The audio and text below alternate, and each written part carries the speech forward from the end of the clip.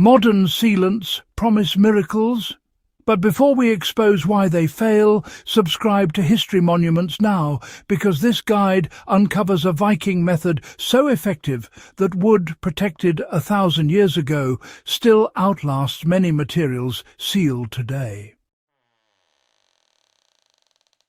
Modern sealants claim to block water, stop rot, and preserve wood indefinitely, yet decks fail. Beams soften, and historic restorations often need constant retreatment.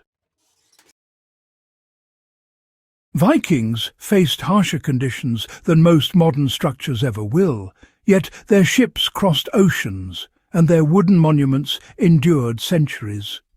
The reason was not luck or superior timber alone. It was a sealing method rooted in biology, chemistry, and long-term maintenance rather than surface-level protection. Once understood, it becomes clear why many modern products are fundamentally inferior. Vikings never trusted surface coatings because they understood how water truly destroys wood. So, modern sealants, well, they focus on forming a skin.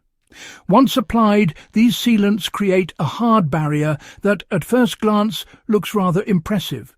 But you see, the Vikings rejected this idea entirely. They understood that water doesn't just attack from the outside.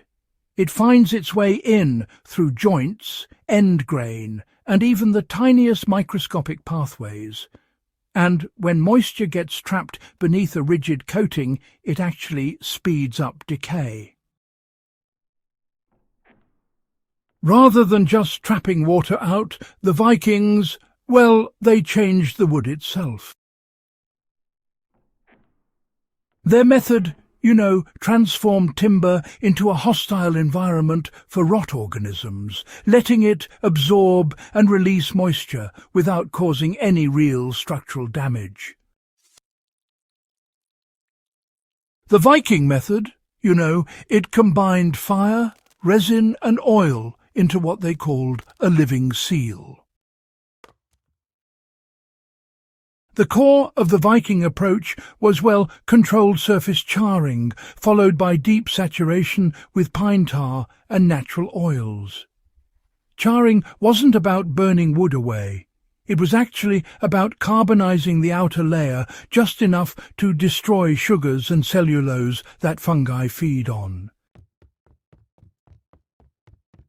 Immediately after charring, while the wood was still warm, hot pine tar was applied. The heat opened the pores, allowing the tar to penetrate deeply, rather than just forming a brittle surface layer. This really mattered. That deep penetration meant protection lasted, even if the surface wore away over time.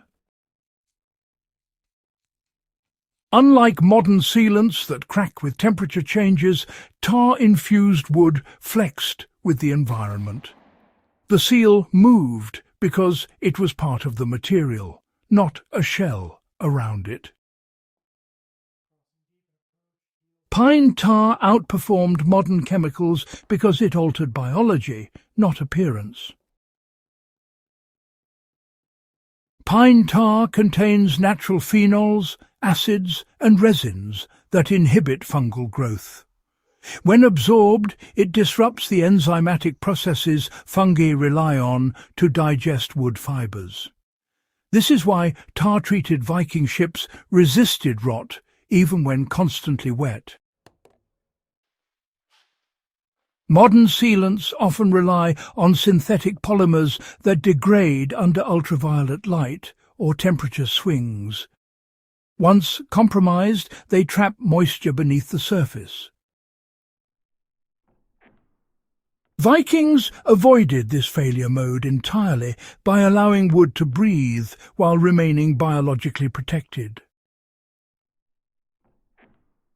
Shipbuilding forced Vikings to perfect sealing under extreme stress.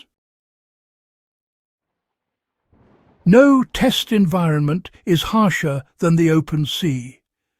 Viking longships endured salt water, freezing spray, and constant flexing.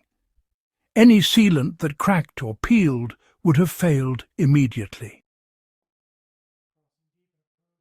Ship planks were tarred repeatedly over their service life. Maintenance was expected, not avoided. This regular reapplication renewed protection without stripping old layers, because tar integrates rather than builds up. This same method protected harbour pilings, docks and coastal structures where modern materials often fail fastest. Viking buildings, they reveal how sealing worked on land just as it did at sea. Longhouses and storage buildings, they relied on very similar principles. Structural beams were often smoked continuously by central hearths.